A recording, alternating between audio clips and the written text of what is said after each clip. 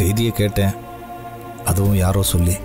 இல்லை, உங்களை சங்கடப்படுத்த வேண்டான்னுதான் நான். ஏங்க, காஞ்சிபுரத்தில் யாரோ பேப்பரில் படிச்சுட்டு எங்கள் ஊருக்காரர்னு சொல்லி அவரே எங்கள் வீட்டுக்கு வந்து இந்த விஷயத்த பேசுகிறப்போ ஏற்படுற சங்கடத்தை விடவா நீங்கள் சொல்கிறதுல வரப்போகுது?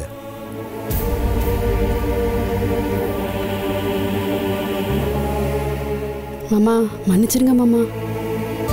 உங்ககிட்ட சொன்னா நீங்க ரொம்ப வேதனைப்படுவீங்கன்னு தான் நானும் இந்த விஷயத்த சொல்லல. ஆனா நீ சொல்றதும் சரிதான். நீ சின்ன பொண்ணுமா, உனக்கு டக்குன்னு இதெல்லாம் புரியாது. பெரியவங்களுக்கே புரிய மாட்டேங்குதே.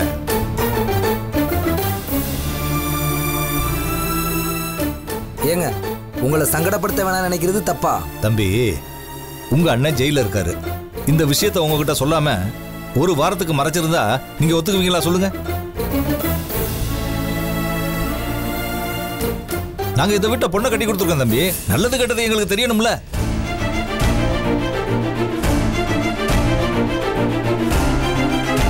நாளைக்கு இந்த பொண்ணு கண்ணை கசக்கிட்டு வந்து நின்னா யார் பதில் சொல்றது? இவ்வளவு பேசுறீங்களே நீங்க. இந்த வீட்டில் எவ்வளவோ சங்கடங்கள் நடந்திருக்கு, எவ்வளவோ பிரச்சனைகள் நடந்திருக்கு. அப்பெல்லாம் வந்தீங்களா?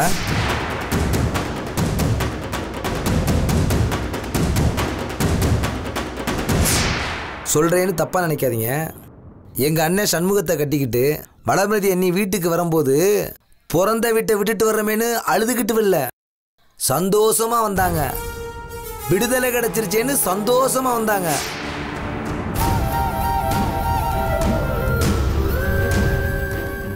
உங்க பொண்டாட்டி இவங்களை எவ்வளவோ குடும்பப்படுத்திருக்காங்க. நீங்க வந்து எங்களை தப்பு கண்டுபிடிச்சிட்டு இருக்கீங்க.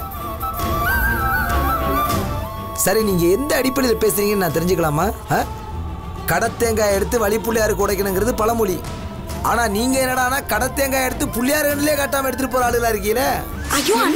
போதும். என்ன நீ பாருங்க, என் பொண்டாட்டி அதான் வளர்மதியோட அத்தை இவளை ரொம்ப கஷ்டப்படுத்தி இருக்கா. உண்மைதான். இருந்தாலும் இவளை நான் தாங்கி இருக்கேன் தெரியுமா? ஐயோ மாமா, தயவு செஞ்சு தப்பா எடுத்துக்காதீங்க. அவர் ஏதோ புரியாம பேசுறாரு. அவர் எல்லாம் புரிஞ்சுதாமா பேசுறாரு. இவர் பேசுறதை எல்லாத்தையுமே ஏத்துக்கிறாங்கம்மா. இல்லைன்னா இவங்க எல்லாருமே அமைதியா இருப்பாங்களா? இங்க பாருமா, உன்னை கழிச்சு கட்டணும்னு நினைச்சிருந்தா நான் ஏமா இங்க வந்து பேசிக்கிட்டு இருக்கேன்? ஏதோ பாக பிரிவுனா அது இதுன்னு சொன்னீங்க. இங்க வந்து பார்த்தா உன்னத்தையும் காணோமே. இனிமே இந்த பக்கமே வரலாமா? நான் செத்துட்டா நீ வந்து பாரு. இல்ல சிரமம்னா அது கூட வர வேண்டாம்.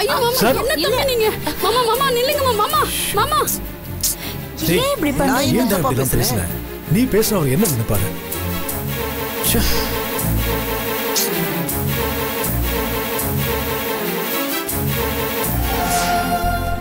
மன்னிச்சிருங்க மாமா. எதுவும் மனசுல வச்சுக்காதீங்க மாமா. நான் எதையும் மனசுல வச்சுக்க போறதில்லம்மா. உன்னை நினைச்சா தான் எனக்கு ரொம்ப கஷ்டமா இருக்கு. நீயும் நல்லவ, மாப்பிள்ளையும் நல்லவரு. ஆனா 2 பேரும் மட்டும் கஷ்டப்படுறீங்க. ஆனா சரவணன் தனியா கடை ஆரம்பிச்சு சந்தோஷமா வாழ்ந்துகிட்டு இருக்கான். சிவஞானம் எப்பவுமே இந்த வீட்டுல ஒரு ராஜா மாதிரி இருப்பாரு. அவர் பொண்டாட்டி மீனாட்சி ராணி மாதிரி இருப்பாங்க. ராஜேந்திரன் அவங்களுக்கு எப்பவும் ஜாலரா தட்டியே காலத்தை ஓட்டிட்டாரு. ஆனா நம்ம மாப்பிள்ளை கடைசி வரைக்கும் அவர் அண்ணனுக்கு அடிமையா இருந்து ஜெயில போய் கிடக்குறாருமா.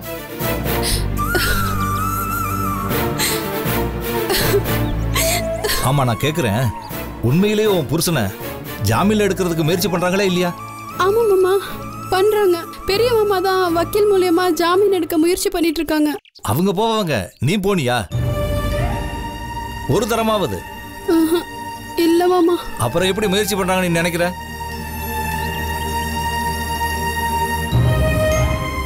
பானு வைஜெயந்தி எல்லாம் இந்த குடும்பத்தை பத்தியும் சிவஞானத்தை பத்தியும் சொன்னது அத்தனையும் உண்மைதான். இத பாருமா, உன் புருஷனை நீ தான் காப்பாத்திக்கணும். நீ வேணா பாரு, இப்படியே நீ அவங்கள நம்பிக்கிட்டு இருந்தேன்னா உன் புருஷனை கடைசி வரைக்கும் ஜெயிலுக்குள்ளே வச்சிருவாங்க.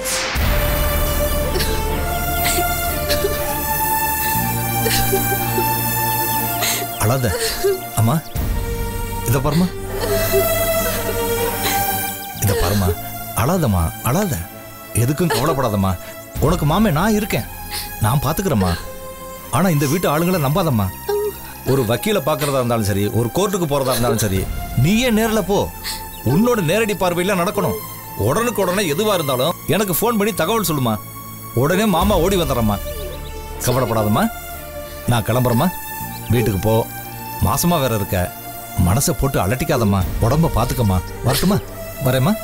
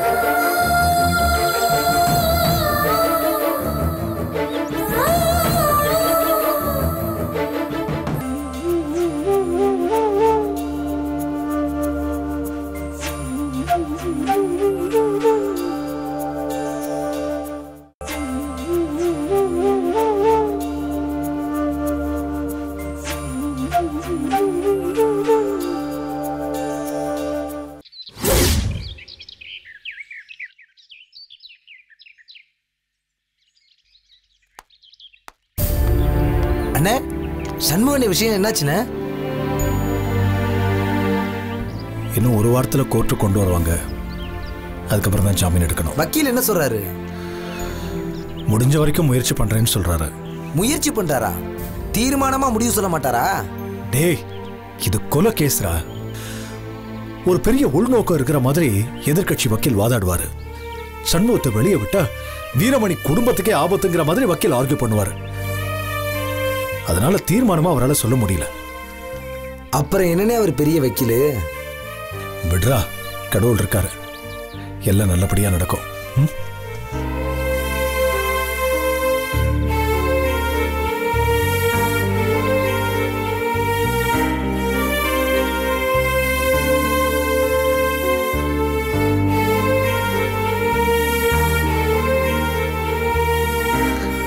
அண்ணே, சாப்பிட வரீங்களா?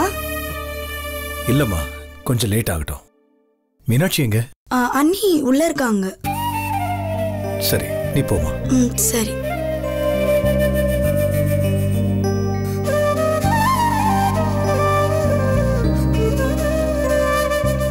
என் செல்ல செல், என் செல்லம்.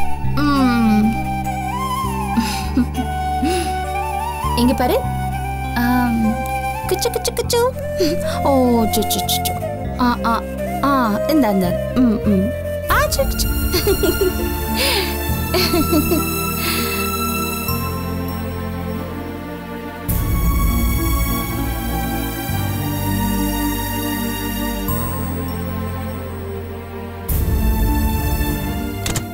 இந்த இந்த இந்த இந்த.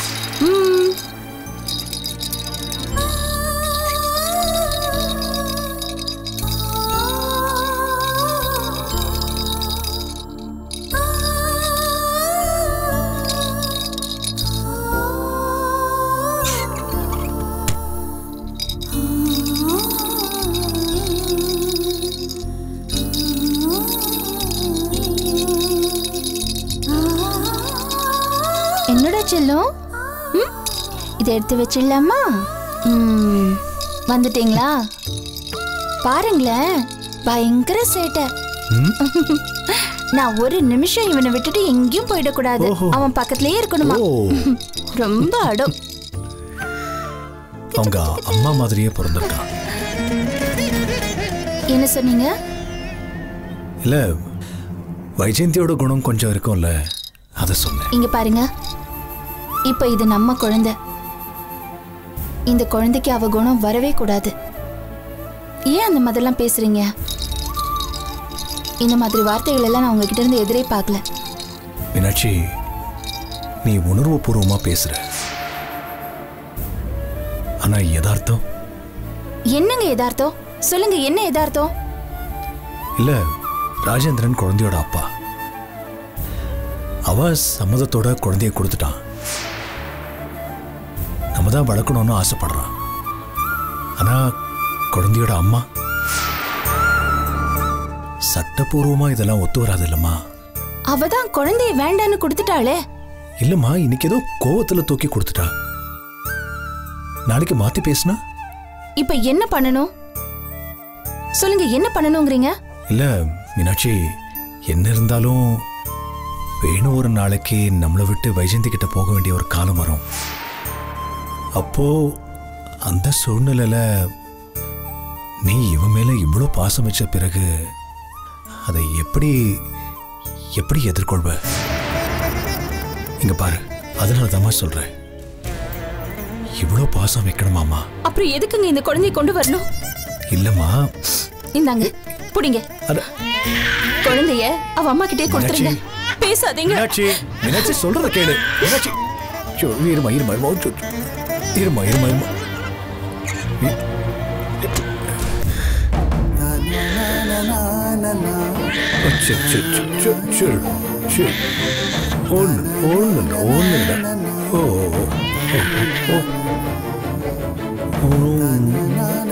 சரி சரி, அம்மா அம்மா.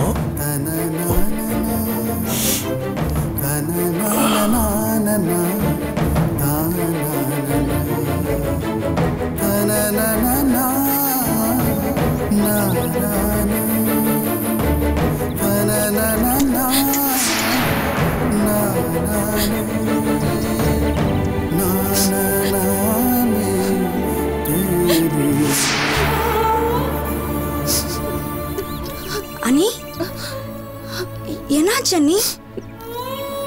ஒன்றும் இல்லை உமா. இல்ல ஒன்னும் இல்லாமையா நீங்க அழுதுட்டு இருக்கீங்க? சொல்லுங்க என்னாச்சு அண்ணி? ஒன்றும் இல்லை உமா. சொல்லுங்க அண்ணி. என்னாச்சு? என்னன்னு தெரியலண்ணா. அண்ணி இங்க வந்து தனியா அழுதுட்டு இருக்காங்க. கேட்டா ஒன்னும் சொல்ல மாட்டேங்கிறாங்க. என்னாச்சு அண்ணி? ஒன்றும் இல்லை தம்பி. அண்ணி ஒண்ணும் இல்லாம நீங்க அழுக மாட்டீங்க. சொல்லுங்க என்னாச்சு? சொல்லுங்க அண்ணி. ஐயோ ஒன்றும் இல்லை, விட்டுருங்களேன். நான் சொல்றேன்.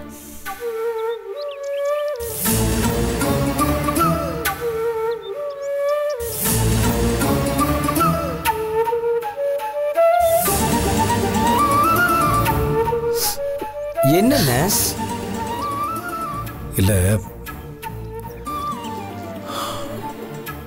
எப்ப இருந்தாலும் வேணுவை நம்ம வைஜெயந்தி கிட்ட ஒப்படைக்க வேண்டி வரும்.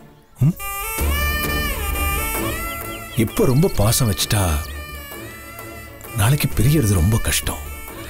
அதை தாண்டா நான் சொன்னேன். என்னென்ன சொல்றீங்க? வேணு உங்க குழந்தைன யாரு உங்கள்ட்ட இருந்து பிரிக்க முடியும்னு நினைக்கிறீங்க? ஏய், நீ சொல்றடா. ஆனா நாளைக்கு வைஜெயந்தி கேட்டா நம்ம சட்டப்படி கொடுத்துதானடா ஆகணும். என்னென்ன ஏன இப்படிலாம் நினைக்கிறீங்க? ராஜேந்திரன் அண்ணே கொடுத்த பிறகு வேற யார் கேட்க முடியும்? அவங்கெல்லாம் ஒரு தாயா? பெத்த குழந்தைய தூக்கி கொடுத்துட்டு அங்க ஒரு கல்லு மாதிரி உக்காந்துட்டு இருக்காங்க. அவங்க வந்து நாளைக்கு அந்த குழந்தைய பார்க்க போறாங்கன்னு சொல்றீங்க? அவங்க வரப்போறதே இல்ல. அப்படியே வந்தாலும் வேணுவ கொடுக்க முடியாதுன்னு. ஏன்னா அவன் கைராசி குடும்பத்தோட வாரிசு. அவனை பாத்துக்க இங்க நிறைய பேர் இருக்கும். ஏன் அப்பா அம்மா நீங்க 2 பேர் இருக்கீங்க. அதுக்கப்புறம் அத்தைங்கன்னு நானும் சாந்தி அக்காவும் இருக்கும். பெரியப்பான்னு சண்முகானனும் சித்தப்பான்னு சரவணன், இவ்வளவு பேர் இருக்கும்ல. ஏய், என்னைய விட்டுட்ட? நானும் ஒரு சித்தப்பா தானே. என்னடா பேசிட்டு இருக்க? என்ன புரியாம பேசிட்டு இருக்க? அண்ணே, நீங்க தான் புரியாம பேசிட்டு இருக்கீங்க. சத்தியம் பண்ணி கொடுங்க. இந்த நிமிஷம் இந்த நொடியிலே சத்தியம் பண்ணி கொடுங்க. என்னடா சத்தியம் பண்ணி கொடுங்கன்றல்ல? என்னடா? இல்லைன்னா நான் வீட்டை விட்டு வெளியே போயிருவேனே. நீ புரியாம பேசிட்டு இருக்க. என்ன சத்தியம் பண்ணணும் உனக்கு? அண்ணே, ராஜேந்திரன் அண்ணன் சொல்றது சரிதான். நீ சத்தியம் பண்ணி கொடு. நீ ஏன் உமா சும்மா? டேய், புரியாம பேசாத. அண்ணா, இது சரி வராது. நீங்க எனக்கு இப்பவே சத்தியம் பண்ணி தரீங்களா இல்லையா? டேய், கொஞ்சம் பேசாம இரு. சொல்றது கேளு. ரைட், நான் அப்ப இந்த வீட்டை விட்டு கிளம்பிடுறேன். ராஜேந்திரா, டேய், கிளம்புங்க, போங்க. நில்லுடா. ராஜேந்திரா, நான் போறேனே. நீங்க சத்தியம் பண்ண மாட்டீங்க. நான் போறேன். டேய், ராஜேந்திரா. வேண்டாம். ராஜேந்திரா, நான் சொல்றத கேளு. மாட்டீங்க. சொல்றத கேளுடா. என்னடா பண்ணனும்? என்ன பண்ணனும்? ஒத்துக்குங்கண்ணே. மனசார ஏத்துக்குங்க. வேணு உங்க குழந்தை தானே, ஏத்துக்குங்க. டேய், என்ன பண்ண சொல்ற நீ இப்போ? என்னண்ணே, என் குழந்தைய நீங்க ஏத்துக்குங்கண்ணே. அது போதும். இல்லைன்னா நான் இப்பவே விட்டு போயிருவேன். சொல்றது கேளுடா. குழந்தை மேல அண்ணி உயிரே வச்சிருக்காங்கண்ணே. டேய், அண்ணி மட்டும் உயிரை வச்சிருக்கா, எனக்கு இல்லைன்னு சொல்றியா? எனக்கும் தாண்டா. எனக்கும் அந்த குழந்தை மேல உயிர் தாண்டா. ஆனா பயம். இன்னைக்கு உயிரை வச்சு நாளைக்கு குழந்தைய தூக்கிட்டு போயிட்டாங்கன்னா யாரும் தூக்க முடியாதுண்ணே. அப்படி தூக்க வந்தா என் உயிரை கொடுத்து நான் தடுக்கிறேன். வேணு உங்க பையன். நீங்க தான் அப்பா, அண்ணி தான் அம்மா. இதை யாராலும் தடுக்க முடியாது. புரிஞ்சுக்குங்கண்ணே, ஏத்துக்குங்கண்ணே. இதுதான் என் முடிவு. சத்தியம் பண்ணுங்கண்ணே. பண்றீங்களா? வெளியே போகவா? சத்தியம்டா. வேணுக்கு அப்பா நான். மீனாட்சி அம்மா. சரியா? இதை யாரும் மாத்த முடியாது. எழுதி வச்சுக்கோ. இது போதும். போதுவாடா. இது போதுவாடா உனக்கு. போதும். நான் தான் அப்பா.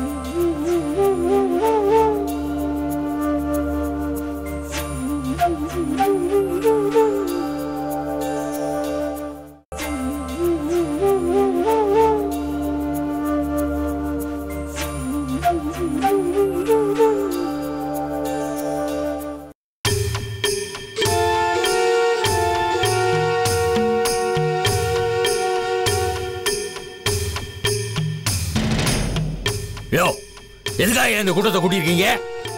இல்ல என்ன விளக்கண்ணைக்காக கூட்டியிருக்கீங்க இந்த கூட்டத்தை? நான் கேட்கிறேன், தெரியாம தான் கேட்கிறேன்.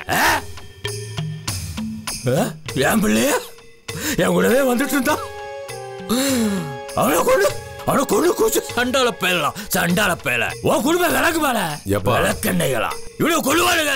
இவன் தம்பி கொள்ளுவாரு. இது பதையில அப்படியே சுகமா உட்காந்துட்டு ஜாமீன்ல எடுக்கிற வைக்கிறேன்னு எதாவது பேசிட்டு இருப்பான் இவன். இதுக்கு ஒரு சங்கம், மீட்டிங்கு, கூட்டம். இதுல நாம எல்லாம் உறுப்பினர். போங்க போக்கத்த வேலாம். இரமணி என்னத்த உட்கார சொல்ற? உட்காருப்பா. எதுக்கு உட்காருங்கறல? உட்கார ஓபிலே கொண்டா தெரியுமியா? கொஞ்சம் பொறுமையா இருப்பா. பேசிட்டு இருக்கான் பாரு. என்னத்தல பாத்துட்டு இருக்க? உட்காருங்க.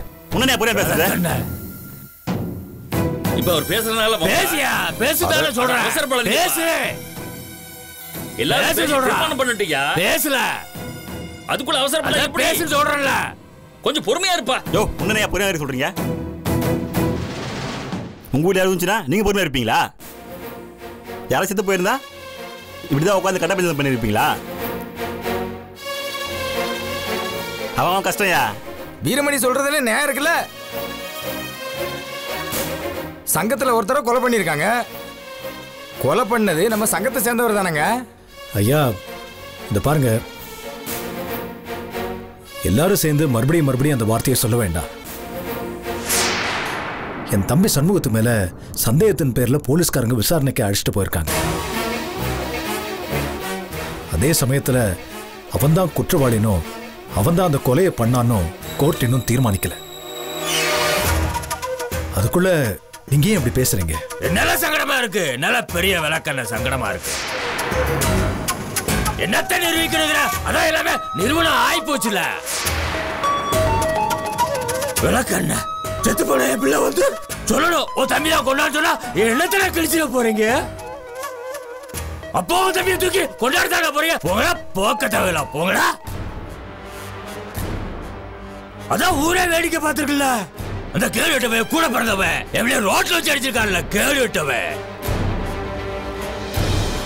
பேசுறானுங்க. இவருக்கு நிரூபிக்கணுமா? பெரிய இதை நிரூபிக்கணுமா இவருக்கு? இந்த பாருங்க, எதுக்கு பேசிட்டு இருக்கீங்க? நான் என்ன தப்பு பண்ணேன்னு வைஜெயந்தியை எங்க வீட்டுக்கு வரவிடாம பண்ணிருக்கீங்க. இங்கே இல்லைன்னா தேவையில்லாம பேசி அண்ணன் மேல பழி போட்டுட்டு இருக்கீங்க. இதெல்லாம் நல்லதுக்கா மாமா? ஆமாவா? யாருல மாமா இப்படி பேசுறாரு? யாருக்குல மாமா? இந்த பாரு, என் பொண்ணு பிள்ளைய வேண்டாம் பூசல வேண்டாம் தூக்கி அடிச்சுட்டு வந்துட்டால. மாமா மாமான்னு சொந்த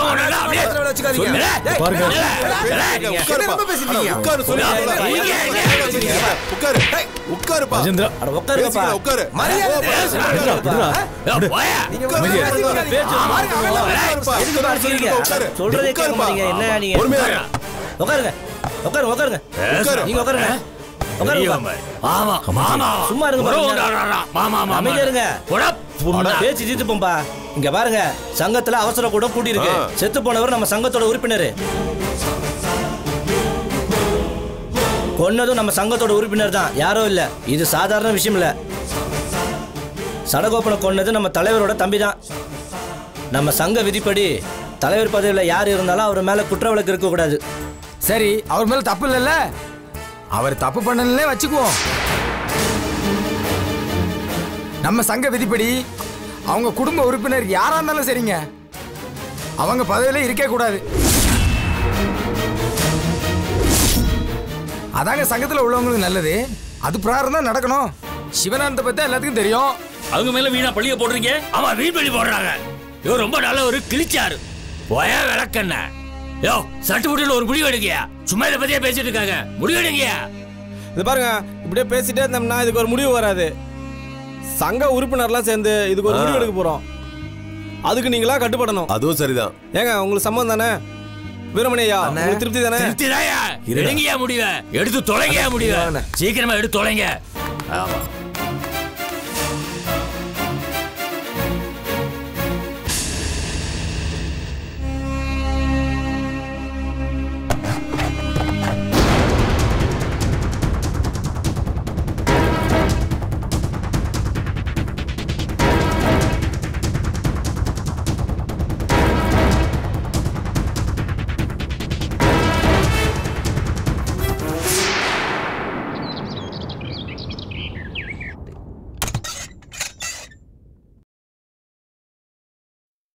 அண்ணி சாப்பிட வாங்க அண்ணி. எனக்கு வேண்டாம்மா. ஏன் அண்ணி? நீங்க சாப்பிடாம இருந்தா வயிற்றுல இருக்க பிள்ளைக்கு எப்படி தெம்பு வரும் சொல்லுங்க? இல்ல, எனக்கும் மனசுன்னு ஒன்று இருக்குல்ல உமா. அந்த மனசுல 1000 சங்கடங்கள் இருக்கும்போது நான் எப்படி சாப்பிடுறது? உனக்கு 4 அண்ணங்க, அக்கா, அண்ணின்னு இப்படி நிறைய பேர் இருக்காங்க.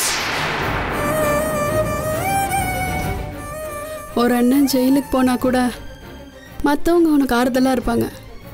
அந்த கவலையை உன்னால் மறக்க முடியும். ஆனால் என்னால் எனக்கு வேற யாரும் கிடையாது உமா. எனக்கு அவர் மட்டும்தானே இருக்காரு. அவரு எப்போ வருவார்னு தெரியல, இல்லை வருவாரான்னு கூட எனக்கு தெரியல. இதில் எப்படி உமா சாப்பிட முடியும்? எப்படி சாப்பிட மனசு வரும் நீ சொல்லு? ஆனாலும் நம்ம சாப்பிட்டுட்டு தான் இருக்கோம். என்ன பேசிட்டு இருக்க வளர்மதி?